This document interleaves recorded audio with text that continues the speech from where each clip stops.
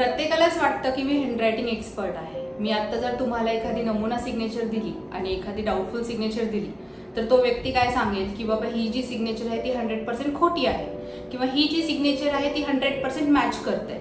पण याच्यासाठी हे किती योग्य आहे किंवा हे जे त्यांनी अनुमान काढलेलं आहे हे करेक्ट आहे की रॉंग आहे हे आपल्याला कसं समजणार? आणि अशा व्यक्तीला जेव्हा वाटतं किंवा ही सिग्नेचर सिमिलर आहे किंवा डिसिमिलर आहे तर यासाठी कोर्टामध्ये ते तुम्ही कसं प्रूव्ह करणार?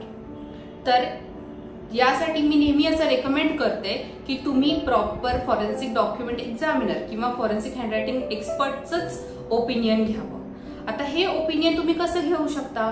तर आपल्याला इंडियन एव्हिडन्स ऍक्ट 1872 सेक्शन 45 हे काय सांगतं की एखादा व्यक्ती जो स्किल्ड आहे, ज्याला नॉलेज आहे त्या पर्टिक्युलर फील्ड बद्दल, तर सिग्नेचर आणि हँडरायटिंग व्हेरिफिकेशनसाठी तुम्ही कुठली फील्ड निवडणार?